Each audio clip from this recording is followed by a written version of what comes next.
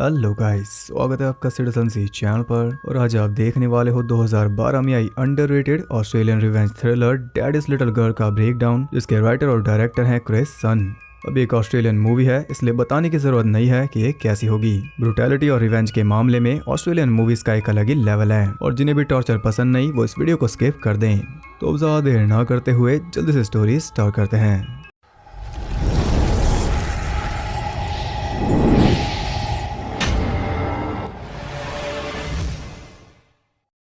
Movie के start में हम देखते हैं स्टेसी को, जो कि एक बच्चे को जन्म दे रही है, और उसका हस्बैंड डेरिक भी उसके साथ है।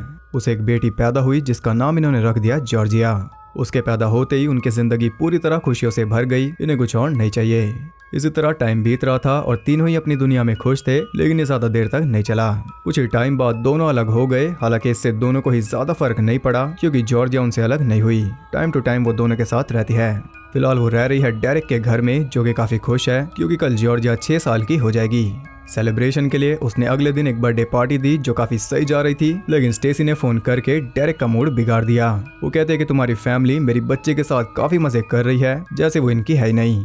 यहाँ डेरिक गुस्से में फोन काट देता है। फिलहाल एक शॉप का मालिक है, जिसमें पार्टनर है इसका दोस्त कॉलिन, साथ एम्प्लॉय है इसका भाई टॉमी, जो कि कोई काम नहीं करता। हमेशा की तरह वो आज भी लेट है। कॉलिन चाहता है कि ये उसे फायर कर दे, क्योंकि इन्हें कई सारे बिल्स पे करने हैं, जिनमें टॉमी कोई योगदान नहीं दे रहा। तब डेरिक कहता है कि थोड़ी जॉब्स निकलने दो, मैं खुद उसे फायर कर दूंगा। इसे काफी टाइम बाद एक डेट मिल गई, इसलिए आज रात टॉमी को ही जॉर्जिया को संभालना होगा, जिसके लिए मुश्किल से ही सही, लेकिन वो मान गया, क्योंकि इसे कुछ भी नहीं करना, उसे संभालेगी इसकी गर्लफ्रेंड सियोन। उसे टॉमी के घर पर छोड़कर वो डेट के लिए निकल गया, जो कि काफी सही रही। साथ ही जॉर्जिया ने भी काफी एंजॉय किया। वापस जाते हुए वो जॉर्जिया को लेकर उसकी मॉम के घर पहुंच गया, क्योंकि आज ये रहेगी यहीं पर। जॉर्जिया के रूम की विंडो खराब है, जिसे डायरेक्ट ठीक करने का ऑफर देता है, लेकिन स्टेसी कोई एहसान लेना नहीं चाहती। जब इसके पास पैसे होंगे तब ये खुद ही ठीक करा लेगी। वो काफी इंसिस्ट कर रहा था, लेकिन वो नहीं मानती, तब वो भी चल दिया। वहां से निकलकर डायरेक्ट सीधा टॉमी के पास पहुंच गया। साथ ही बात को थोड़ा घुमाते हुए उसने टॉमी को फायर कर दिया। इतना फास्ट तो किसी ने भी एक्सपेक्ट नहीं किया था, लेकिन इसकी भी मजबूरी है, टॉमी अपनी जिम्मेदारी नहीं समझ रहा। अब ये सुनकर टॉमी काफी गुस्सा हो गया था, क्योंकि ये काम इन दोनों ने ही मिलकर स्टार्ट किया था। कॉलिन तो बाद में आया, लेकिन अब ये कॉलिन के कहने पर उसे निकाल रहा है, इसलिए काफी गुस्सा है। रात को स्टेसी जॉर्जिया को उसके रूम में सुला रही थी, और वहाँ की विंडो बंद नहीं हो रही, लेकिन इससे स्टेसी को कुछ खास फर्क नहीं पड़ता। आज से पहले भी तो ऐसी थी। उसे इग्नोर करके वो अपने रूम में चली जाती है। अगली सुबह अचानक डेरिक की आंख खुल गई, क्योंकि उसका फोन बज रहा था। फोन उठाते ही वो सुन हो गया, क्योंकि फोन था स्टेसी का, और उसने बताया कि जॉर्जिया गायब हो गई। ये सुनते ही वो उसके घर के लिए निकल पड़ा। साथ ही उसने कॉलिन को भी बुला लिया। कुछ ही देर में डेरिक वहां पर पहुंच गया, लेकिन पुलिस उसे अंदर जाने नहीं देती, क्योंकि अब ये क्राइम सीन है। वो पागलों की तरह हर किसी से जॉर्जिया के बारे में पूछ रहा था, लेकिन किसी को कुछ भी नहीं पता। पुलिस का अंदाजा है कि कोई उसी विंडो के जरिए अंदर आकर जॉर्जिया को ले गया, और ये सुनते ही स्टेसी और भी दुखी हो गई। अगर ये एहसान ले लेती तो शायद आज जॉर्जिया गायब नहीं होती। ये रिग्रेट इसका पीछा नहीं छोड़ने वाला। डेरिक उसे बुरी तरह सुना रहा था, लेकिन फिलहाल इससे कुछ भी नहीं होगा। डिटेक्टिव हैरिस के सवाल उसे और गुस्सा दिला रहे थे, लेकिन बिना कुछ पता किए पुलिस भी कुछ नहीं कर सकती। इसी बीच टॉमी और सियान भी वहां पर आ गए। जॉर्जिया की फोटो लेकर हैरिस ने सभी आसपास के लोगों को अपील कर दी, तो आगे जॉर्जिया को ढूंढने में आसानी हो। अब काफी हैवी सर्च ऑपरेशन चल रहा था, जिसका असर भी जल्दी हो गया। डेरिक ने सुन लिया कि पुलिस को जॉर्जिया मिल गई है फिशर पॉइंट पर। ये सुनकर वो झूम उठा। उसने सभी को बता दिया, और अचानक खुशियों की लहर दौड़ पड़ी। वो सभी फिशर पॉइंट के लिए निकल गए, और सभी यही सोच रहे थे कि आज के बाद हम कोई लापरवाही नहीं बरतेंगे, लेकिन आज के बाद इन्हें मौका मिलेगा ही नहीं। वहाँ पहुंचकर डायरेक्ट देखता है कि एक ऑफिसर उल्टी कर रही थी, क्योंकि उन्हें मिली है जॉर्जिया की लाश, जिसे देखकर इन सब की हालत खराब हो गई। किसी ने बड़ी बेरहमी से उसकी जान ले ली। डायरेक्ट अपनी बेटी के पास जा रहा था, लेकिन पुलिस ने उसे रोक दिया, क्योंकि अगर डायरेक्ट उसकी बॉडी इसने देख ली तो क्या पता ये क्या कर बैठे। वहाँ मौजूद हर कोई गम में डूब चुका था, क्योंकि एक छोटी बच्ची को घर से ले जाकर मार दिया गया, और वो खराब विंडो अब जिंदगी भर के लिए इनका रिग्रेट बन गई। अगले दिन फ्यूनरल में सभी रो रहे थे, क्योंकि ये कोई छोटा हादसा नहीं है। आसपास के लोग भी शॉक में थे, लेकिन डेरिक जितना दुखी था उतना ही गुस्सा भी, और गुस्सा उसे आ रहा है स्टेसी पर, जिसने अपनी ईगो के चलते वो विंडो फिक्स करने नहीं दी। हालांकि स्टेसी की कोई गलती नहीं है, उसे क्या पता था कि ऐसा हो जाएगा, लेकिन वो डेरिक को हमेशा फोन करके सुनाती थी, जबकि वो जॉर्जिया का पूरा ख्याल रखता था, और ये काफी लापरवाह थी, जैसा कि हमने देखा भी। सबकी नजरों में वो काफी बुरा है, जबकि शुरुआत से लेकर अब तक वो अपनी सारी जिम्मेदारियां निभा रहा था। जॉर्जिया से ऊपर उसने किसी को भी नहीं रखा। फ्यूनरल के बाद स्टेसी कह रही थी कि ना जाने ये कैसे हो गया, और ये सुनकर डेरिक खुद को रोक नहीं पाता। वो कहता है कि तुम्हें ये पूछने का हक नहीं बनता, गलती तुम्हारी है और तुम अब भी ऐसा दिखा रही हो जैसे तुम कुछ जानती नहीं। बात बढ़ने की वजह से कॉलिन उसे ले गया और स्टेसी खुद को समझा रही थी कि उसकी गलती नहीं है, लेकिन सच ये भी जानती है। अब इसी तरह 6 महीने बीत गए, लेकिन डेरेक का टाइम वहीं पर रुक गया। वो पूरी तरह डिप्रेस्ड है। जॉर्जिया उससे भुलाई नहीं जा रही। वो इसकी छोटी सी दुनिया थी जिसके लिए जीता था और फिलहाल ये जिंदा लाश है। ना ही वो काम करता है और ना ही कहीं बाहर जाता है। जॉर्जिया भी हर रात इससे मिलने आती है और ये उसके साथ बातें करता है, लेकिन ये बस इसकी यादें हैं। अब ऐसे तो ये पागल हो जाएगा, इसलिए कॉलिन उसे लेकर सर्फिंग के लिए जाता है, लेकिन वहाँ पर भी वो जॉर्जिया को याद कर रहा था कि कैसे एक बार वो यहाँ पर गिर गई थी। हर एक चीज, हर एक जगह उसे जॉर्जिया की याद दिलाती है, इसलिए वो दुनिया से कट गया। वो अपने घर में ही खुश है जहाँ हर रात जॉर्जिया उससे मिलने आती है, और आज रात तो हम भी उसे देख पाए और यहाँ कन्फर्म हो गया कि वो कोई भूत नहीं बल्कि इसकी यादें हैं। घर पर उसे फोन आता है टॉमी का, जो कि चाहता है कि उसके द्वारा दी जा रही शानदार पार्टी में ये शामिल हो ताकि ट्रॉमा से बाहर निकल सके, लेकिन ये पूरी तरह श्योर नहीं है कि ये जा पाएगा या नहीं। अब खास बात यह है कि फ्यूनरल के बाद से टॉमी ने आज पहली बार फोन किया। 6 महीने तक इसे अपने भाई का कोई ख्याल नहीं आया। खैर अगले दिन वो काम पर भी पहुंच गया और उसे देखकर कॉलिन काफी खुश था, क्योंकि धीरे ही सही ये बाहर आ रहा है और अब ये पार्टी में भी जाएगा। इसी बीच उन्हें कॉल आती है हैरिस की, क्योंकि फाइनली उन्हें कुछ पता चला है। किडनैपिंग की सुबह 3 बजे किसी ने एक आदमी को फिशर पॉइंट से बाहर आते देखा था, यानी वो किलर हो सकता है। वो उसका स्केच बनवा कर इसे दिखाएंगे। अब जानकारी काफी सही है, लेकिन डेरेक को पसंद नहीं आई, क्योंकि वो 6 महीने से इसी तरह टाइम पास कर रहे हैं, लेकिन पता कुछ भी नहीं चला। उसका मूड खराब हो गया था, इसलिए अब ये घर जा रहा है, बाकी काम कल होगा। अगले दिन वो जाता है पार्टी में, लेकिन वहाँ भी उसका मन नहीं लगता, इसलिए वो आराम कर रहा था। तभी उसकी नजर पड़ती है एक बॉक्स पर, जिसके अंदर एक कैमरा छुपा रखा था, साथ ही बाथरूम में पड़े बैग में भी, यानी कि यहाँ कुछ तो चल रहा है। टॉमी का कंप्यूटर चेक करते ही उसे पता चलता है कि यहाँ हर एक रूम में कैमरास लगे हैं, यानी ये पार्टी टॉमी ने इसलिए दी है ताकि यहाँ पर रोमांस हो और वो उसे रिकॉर्ड करके बेचे। अब ये उसकी इनकम का सोर्स है। अब वो ज्यादा कुछ फिगर आउट कर पाता। इसी बीच टॉमी वहाँ पर आ जाता है, लेकिन डेरेक ने आसानी से उसे चलता कर दिया, ये कहकर कि मेरे ईमेल पर जॉर्जिया की कुछ फोटोज आएंगी, मैं उन्हीं का वेट कर रहा हूँ। उसे ड्रॉर में एक डायरी मिलती है जिसे वो ढंग से चेक कर पाता। उससे पहले वहाँ जाती है शियोन, जो कि फोटोज देखने आई थी। उसने उसे भी वहाँ से भेज दिया। चुपचाप उस डायरी को लेकर वो पहुंच गया अपने घर, और उसकी हालत कुछ ठीक नहीं लग रही, क्योंकि डायरी में है कुछ ऐसा। उस डायरी में किसी बेन नाम के बच्चे का जिक्र था जिसे टॉमी ने सबक सिखाया। साथ ही और भी कई विक्टिम्स के बारे में टॉमी ने लिखा हुआ था, जिनमें जॉर्जिया भी शामिल है। तो यहाँ डेरेक ने खुद ही केस सॉल्व कर लिया।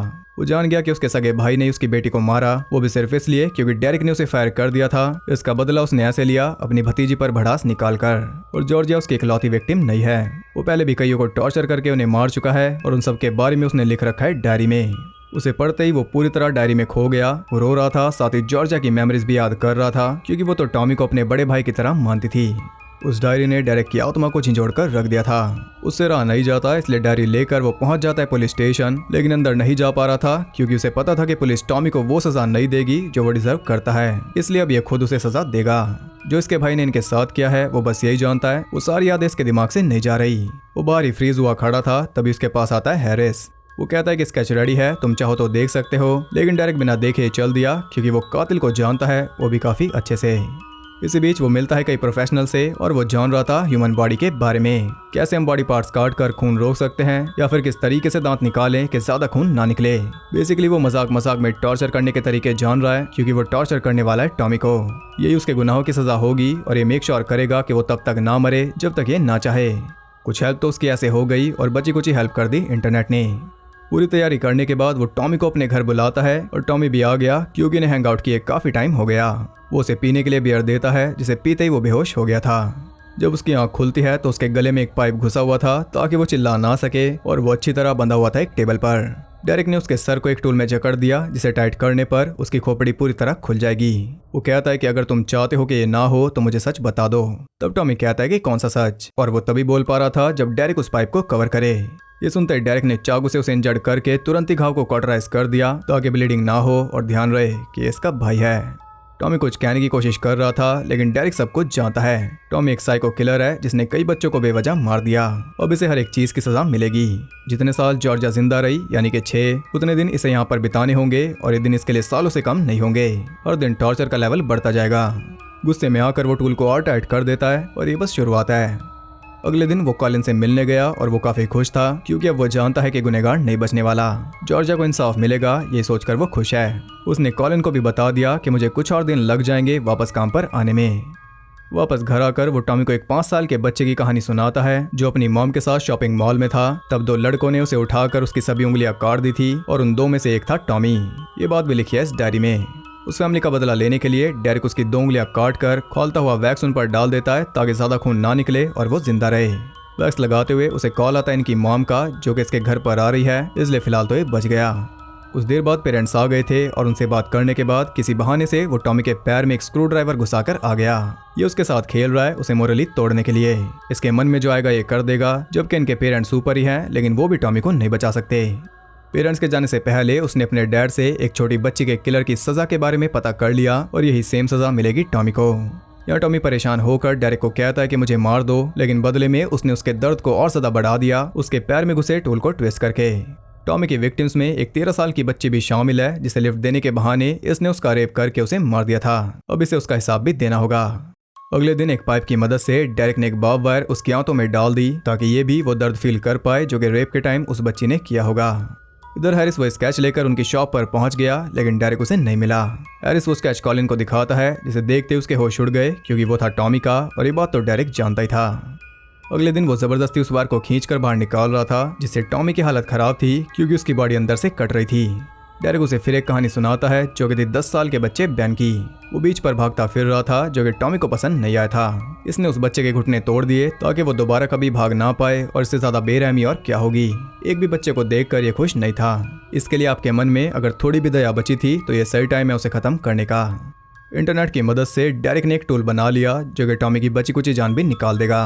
उस टूल का यूज करके वो उसका घुटना पूरी तरह बिगाड़ देता है और टॉमी तड़पने के अलावा कुछ भी नहीं कर सकता, बिल्कुल वैसे जैसे इसके विक्टिम्स तड़पते होंगे। उन्हीं की तरह आज ये हेल्पलेस है। उस रात जॉर्जिया डेरिक से बातें कर रही थी कि आप अंकल टॉमी के साथ बुरा क्यों कर रहे हो, पुलिस को बता दो, वो उसे जेल में डाल देंगे। बदले में डेरिक कहता है कि मैं चाहता हूँ कि वो कभी सजा को ना भूले। जब मुझे लगेगा कि उसने इनफ सफर कर लिया तो मैं खुद पुलिस को बुलाऊंगा। ये इसका मन है जो समझा रहा है कि बुरे को पनिश करने के लिए बुरा करना ठीक नहीं, लेकिन इसकी इविल साइड के पास बहाना तैयार था। अगले दिन डेरिक फिर उससे मजे ले रहा था क्योंकि अब कोई ट्रैप नहीं बचा। वो एक हैमर से उसके पेट पर हमला करने वाला था। इसी बीच डोरबेल बजती है क्योंकि हैरिस वहां पर आ गया। थोड़ी हाई हेलो करके डेरिक उस स्केच को देखकर पूरी तरह कंफर्म नहीं करता कि ये टॉमी है, वरना पुलिस उसकी तलाश में लग जाएगी। उनके जाते ही वो वापस आकर उस वायर को फिर थोड़ा बाहर खींच देता है ताकि डेरिक को उस बच्ची का पेन याद रहे जिसका नाम था कैल्सी। उसके बाद फोन बुक उसके पेट पर रखकर कई बार हथौड़े से मारकर वो टॉमी की सांस अटका देता है, लेकिन मन ना भरने की वजह से उसने घुटने वाले टूल को और टाइट कर दिया। वो उससे एक सवाल पूछ रहा था, लेकिन उससे पहले टॉमी उससे पानी मांगता है जो कि उसने पिला दिया। डेरिक उससे कैल्सी की बॉडी का पता लगाकर एक पीसीओ के जरिए पुलिस को इन्फॉर्म कर देता है ताकि वो उस बॉडी को निकाल ले और कैल्सी के पेरेंट्स को ये पता चल सके कि उनकी बेटी के साथ क्या हुआ था, वो और अंधेरे में ना रहे। खैर अब फाइनली वो दिन आ गया जिसका वो बेसब्री से वेट कर रहा था। कल बार ही जॉर्जिया के बदले की, इसलिए रात में वो उसकी वीडियोस देख रहा था ताकि वो कहीं से भी पीछे न हटे। अगली सुबह टॉमी बेहोश था, इसलिए उसके घुटने पर हमला करके डेरिक ने उसे जगा दिया। साथ ही पाइप का होल भी बंद कर दिया ताकि आज ये इसकी चीखें सुन पाए। वो उसके सामने पूरी डायरी पढ़ता है जो भी उसने जॉर्जिया के बारे में लिखा था कि कैसे वो विंडो से अंदर घुसा, फिर जॉर्जिया को उठाकर बीच तक ले आया डुबाने के लिए, लेकिन वो बार बार अपने डैड के बारे में पूछ रही थी जिससे इसका दिमाग खराब हो गया और इसने उसके टुकड़े करके उसे मार दिया। जब इसने जॉर्जिया को उसके रूम से उठाया था तब वो नींद में थी। इसने बोला कि मैं अंकल टॉमी हूँ और उसे भरोसे में लेकर इसने उसे मार डाला। इतना पढ़ते ही डेरिक गुस्से में आकर उसके कई दांत उखाड़ देता है क्योंकि ये वही भाई है जो कहता था कि मैं जॉर्जिया से बहुत प्यार करता हूँ। इसने जॉर्जिया का राइट हैंड भी काट दिया था, यानी इसके पागलपन की कोई लिमिट नहीं थी जो कि अब डेरिक की भी नहीं है। कटर का यूज करके वो उसका भी राइट हैंड अलग कर देता है और इसी के साथ बदला पूरा हुआ। तभी डोरबेल बजती है और बाहर आया था कॉलिन। उसे नीचे लाकर डेरिक टॉमी का हाल दिखाता है जिसे देखते ही उसके होश उड़ गए। वो डेरिक को समझा रहा था कि ये तुमने गलत किया, लेकिन डेरिक कुछ भी सुनने के मूड में नहीं था। कॉलिन को कब्जे में लेकर वो समझाता है कि ये अपने कर्मों की सजा भुगत रहा है, मैंने कुछ भी नहीं किया, चाहो तो मैं तुम्हारे कर्मों का हिसाब भी कर दूं। ये सुनकर डर के मारे कॉलिन ने उसकी बात मान ली और डेरिक ने उसे जाने दिया। बाहर आकर उसने हैरिस को फोन कर दिया जो कि तुरंत यहाँ के लिए निकल गया। अंदर डेरिक उसकी जान लेने के लिए तैयार था। वो फाइनली पूरी तरह उस वायर को बाहर निकाल देता है। तभी हैरिस भी बाहर पहुंच गया था। फिर भी डेरिक आराम से उसकी जान ले लेता, लेकिन वो उसे छोड़ देता है क्योंकि वो मर्डरर बनना नहीं चाहता। फैमिली में एक मर्डरर काफी है। हैरिस अपने साथियों के साथ बड़ी सावधानी से नीचे बढ़ रहा था, लेकिन इसकी कोई जरूरत है ही नहीं। वो खुद ही अरेस्ट होने के लिए तैयार है और जॉर्जिया भी ये सब देख रही थी। हैरिस उसे लेकर बाहर पहुंच गया जहां उसकी मॉम और फैमिली खड़ी हुई रो रही थी, लेकिन जब इन्हें टॉमी की असलियत पता चलेगी तो इनका रोना खुद ही बंद हो जाएगा। जाते जाते डेरिक आखिरी बार जॉर्जिया को आई लव यू कहता है क्योंकि इसने अपना प्रॉमिस रखा और अब वो इसे दोबारा कभी नहीं दिखेगी। इसी के साथ ये मूवी एंड हो जाती है। तो मूवी जितनी ब्रूटल है उतनी इमोशनल भी, और जैसा कि मैंने बताया था ऑस्ट्रेलियन मूवीज इस मामले में काफ़ी आगे हैं। कम बजट के हिसाब से भी ये मूवी बहुत ज़्यादा बेस्ट है। जितना भी गोर दिखाया गया वो हमें बहुत ज़्यादा अनईजी कर देता है, और आप सुनकर हैरान होंगे कि इसे 10 अवार्ड्स के लिए नॉमिनेट किया गया था और 10 के 10 इसने जीत लिए, जिनमें के बेस्ट फिल्म, एक्टर, एक्ट्रेस और डायरेक्टर का अवार्ड भी शामिल है। लेकिन ओवरऑल ये मूवी काफ़ी ज़्यादा प्रेडिक्टेबल थी। सबसे पहला शक हमारा टॉमी के ऊपर ही जाता है क्योंकि डेरिक ने उसे फायर किया था, लेकिन ये इतना ऑब्वियस था कि हम सोच रहे थे कि एंड में कुछ ट्विस्ट आएगा, लेकिन कोई ट्विस्ट नहीं आया। स्केच भी उसी का था और वही किलर था, इसलिए मूवी थोड़ी प्लेन है। इसे और ज्यादा शॉकिंग बनाने के लिए कुछ भी नहीं करना था, बस 2 चीजें ऐड करनी थी। एक तो डायरेक्ट गुस्से में आकर टॉमी को मार देता और खुद भी एक मर्डरर बन जाता, और बाद में रिवील होता कि असली किलर टॉमी नहीं बल्कि डायरेक्ट का पार्टनर कॉलिन था, जिसकी कोई फैमिली नहीं थी और वो उसकी फैमिली से जलता था, इसलिए उसने प्लान बनाकर पूरी फैमिली को ही तबाह कर दिया। वो डायरी भी उसने रखी थी। अब टॉमी मर गया और डेरिक उसके मर्डर के जुर्म में सड़ेगा जेल में, जबकि कॉलिन अकेला मालिक बन के ऐश करेगा। ये बहुत ज्यादा शॉकिंग होता और फिल्म में थोड़ी और वैल्यू ऐड करता। अगर इससे भी ज्यादा शॉकिंग करना था तो कॉलिन का अफेयर डेरिक की वाइफ स्टेसी के साथ दिखा देते, तब तो ये 100 वाला ट्विस्ट हो जाता। खैर ये मेरी राय है, आप बताइए आपको मूवी कैसी लगी, और अगर आप ऐसी और वीडियोस देखना चाहते हो तो वो ऑलरेडी चैनल पर अवेलेबल है, द हॉर्समैन, तो चेक कर ही लेना। अगर आपको वीडियो पसंद आई तो एक लाइक भी जरूर करना, और ऐसी और इंटरेस्टिंग वीडियोस देखते रहने के लिए चैनल को सब्सक्राइब करके बेल नोटिफिकेशन कॉल पर सेट कर लो, ताकि मुझे वीडियो बनाने की मोटिवेशन मिलती रहे और आपको वीडियोस की नोटिफिकेशन। और ज्यादा कनेक्टेड रहने के लिए आप मुझे इंस्टाग्राम पर फॉलो कर सकते हो, वहाँ आपको बहुत कुछ जानने के लिए मिल जाएगा, और साथ ही बाकी जगहों पर भी जिनके लिंक्स आपको नीचे मिल जाएंगे। तो मैं मिलता हूँ आपसे अगली वीडियो में, तब तक के लिए सबको बाय।